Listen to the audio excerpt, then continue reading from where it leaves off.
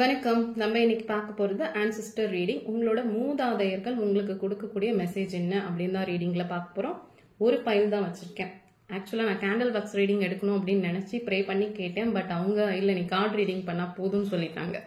So அது பண்ண முடியாம போச்சு. அதனால ஒரே ஒரு பைல் தான் வச்சிருக்கேன். ஓகேவா?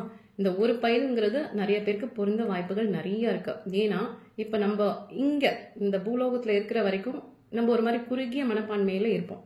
நம்ம இறந்து போன பிறகு நம்மளோட ஆத்மாக்கள் நல்ல ஆத்மாக்களா இருக்கும்போது அது ரொம்ப ரொம்ப மேன்மையான நிலைக்கு தான் போகும். ஸோ அவங்க மேன்மையான நிலைக்கு போன பிறகு ஒருத்தருக்கு மட்டும் மெசேஜ் கொடுக்க மாட்டாங்க. இப்போ இந்த ரீடிங் நீங்க பாக்குறீங்க அப்படின்னு தெரியும்ல. ஸோ அவங்க கொடுக்குற மெசேஜஸ் வந்து பல பேருக்கு பொருந்துறதுக்கு வாய்ப்புகள் நிறைய இருக்கு. அதனால தான் நான் ஒரு பைல் எடுத்திருக்கேன். இந்த ஒரு பைல் கூட அவங்க கொடுத்த செலெக்ஷன் பிரகாரம் எடுக்கிறது தான். ஓகேவா? இப்போ நம்ம ப்ரே பண்ணிட்டு எடுக்கும்போது சில விஷயங்கள்லாம் நம்மளுக்கு ரெசனேட் ஆகும்.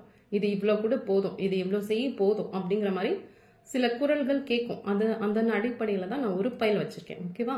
ஸோ ஒன்றே செய் அதையும் நன்றே செய்யுன்ற மாதிரி இந்த ஒரு பைல என்ன விஷயங்கள் வருதோ நான் உங்களுக்கு அழகா கேட்ச் பண்ணி சொல்வேன். உங்களுக்கு பொருந்தது நான் எடுத்துக்கங்க, பொருந்தலைன்னா ஸ்கிப் பண்ணிடுங்க. ஓகேவா? எப்படி இருக்கீங்க? நல்லா இருக்கீங்களா? எஸ், உங்க கார்டும் ரொம்ப ரொம்ப ரொம்ப நல்லா இருக்கு, சூப்பரா இருக்கு. ஆனா நான் இப்ப ரொம்ப சூப்பரா இருக்குன்னு சொல்லுவேன், ஆனா நீங்க நம்ப மாட்டீங்க சில பேர். ஏன்னா அந்த அளவுக்கு கடந்த காலங்கள்ல அடிபட்டிருக்கீங்க அப்படின்ற மாதிரி இருக்கு. இவங்க முதல்ல யார் வந்திருக்காங்கன்னு நான் சொல்றேன். ஓகேவா?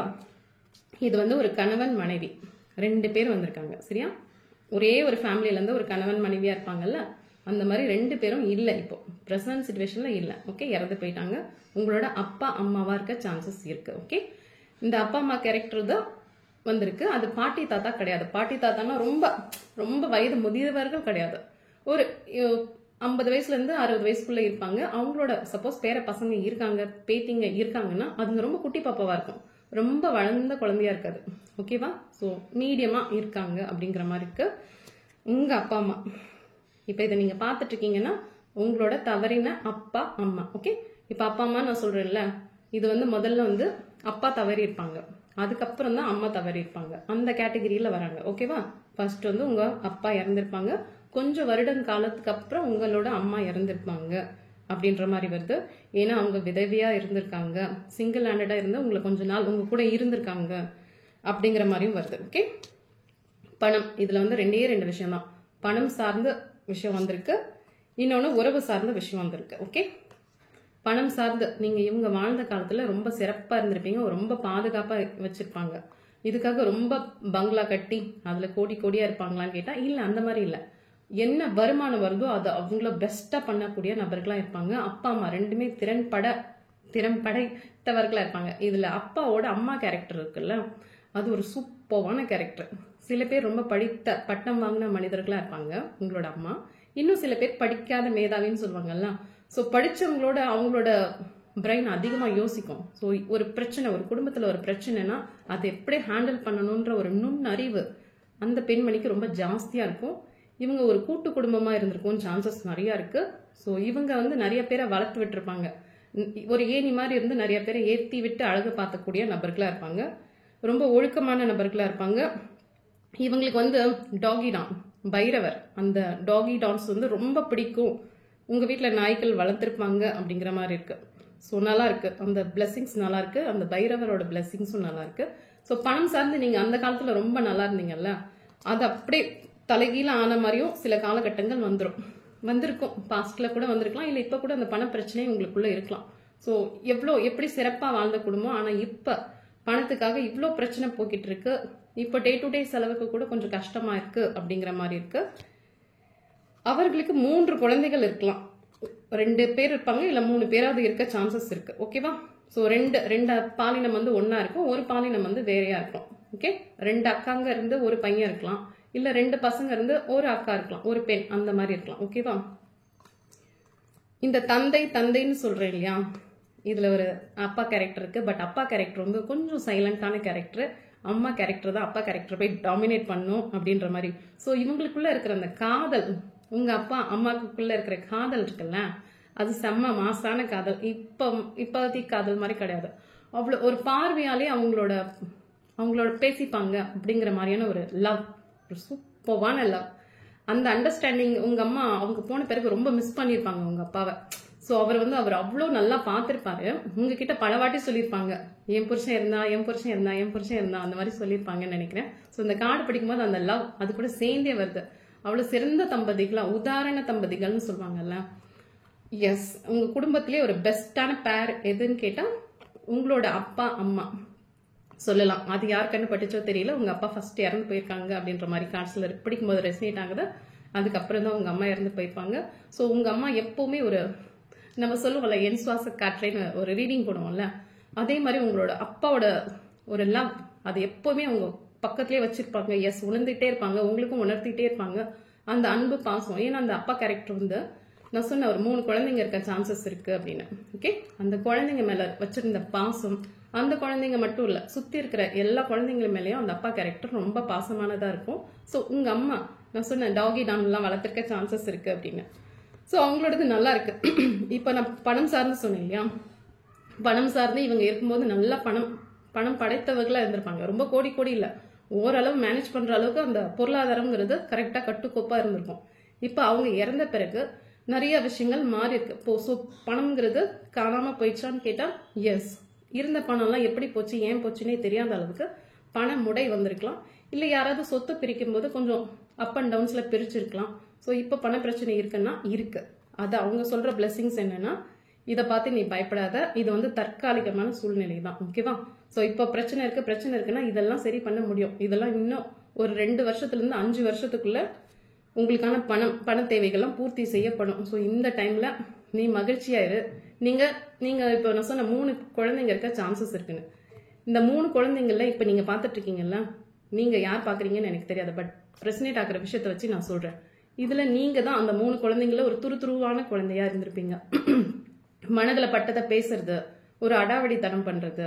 இது இப்போ உங்க அப்பா அம்மா கிட்ட இருக்கும்போது கூட அவங்க கிட்ட அதிகமா திட்டு வாங்கினது யாருன்னா நீங்க பாத்துட்டு இருக்கீங்கல்ல, நீங்களா இருக்க சான்சஸ் நிறைய இருக்கு. ஸோ அவங்க இருக்கும்போது உங்களை ரொம்ப கண்டிச்சிருப்பாங்க. உனக்கு வாழ்க்கையில பொறுப்பே இல்லை, இப்படி இருக்க அப்படி இருக்க, பாரு அந்த குழந்தைய பாரு இந்த குழந்தைய பாருன்னு ஏதாவது சொல்லியிருப்பாங்க. பட் இப்போ அவங்க உங்களுக்கு கொடுக்கக்கூடிய மெசேஜ் என்னன்னா, நீ வாழ்க்கைய வாழு. எஸ், வாழ்க்கைய வாழு, சந்தோஷமா இரு, மன மகிழ்ச்சியா இரு. அந்த துருன்னு இருப்ப இல்லையா சின்ன வயசுல, ஏட்டிக்கு போட்டி பேசிக்கிட்டு, அதே மாதிரி இரு. இப்ப நீங்க பிரசன்ட் சிச்சுவேஷன்ல வந்து ஒரு இறுக்கத்துக்கு வந்துட்டீங்க. பொருளாதாரம் சார்ந்து இருக்கலாம் அந்த இறுக்கம், இல்ல உறவு நிலை சார்ந்து இருக்கலாம். சோ அந்த இறுக்கமான தன்மை உனக்கு வேண்டாம். நான் தான் உன்னை புரிஞ்சுக்காம உன் மனசு நோக்குற மாதிரி சொல்லிட்டேன். பட் இப்பதான் எனக்கு புரியுது சில விஷயங்கள். உங்க அம்மா தான் பேசிட்டு இருக்காங்க. ஓகேவா? ஸோ அவங்களுக்கு இப்பதான் புரியுது, நீ உன் வாழ்க்கையை வாழ்ந்துட்டு இருந்திருக்க, நான் அது தெரியாம உன்னை கண்டிப்போட வச்சிருக்கேன் அப்படின்ட்டு. ஓகே, எனக்கு கொஞ்சம் த்ரோட் பெயின் இருக்கனால கொஞ்சம் வாய்ஸ் கொஞ்சம் பிரேக் ஆகுது. சரியா, அட்ஜஸ்ட் பண்ணிக்கோங்க. ஸோ பொருளாதாரம் சார்ந்து இப்போ உன்னை போட்டு நசுக்குதுன்னா கவலையே படாத. உனக்கான ஒரு பொருளாதார வசதி கொஞ்ச நாட்கள்ல, இன்னும் ஒரு 2 வருஷம் 5 வருஷத்துல நீ மேல வந்துருவ. இப்ப பார்க்க சராசரியா இருக்க, என்னடா நம்ம அப்பா அம்மா இருந்த காலத்துல நம்ம நல்லா இருந்தோம், இப்ப கஷ்டப்படுறமேன்னு பயமே வேண்டாம். கண்ணுக்கு தெரியாம அவங்க உங்க கூட தான் இருக்காங்க. ஓகேவா? ஸோ உங்களோ அப்பா அம்மா எங்கேயுமே போல அவங்க உங்க வீட்டுல தான் இருக்காங்க. நீங்க அவங்க மோட்சம் அடைஞ்சிட்டாங்களான்னு கேட்டா இல்ல, அந்த மாதிரி தெரியல. ஏன்னா இது ஒரு அழகான காதல் உங்க அப்பா அம்மாக்கு இருக்கு. ஸோ உங்க மேலோகத்துல கூட ஏதோ ஒரு விஷயத்துல சேர்ந்து இருக்கிற மாதிரி எனக்கு ரெசனேட் ஆகுது. ஸோ உங்க கூட இருந்து பிளஸ் பண்ணிட்டு தான் இருக்காங்க.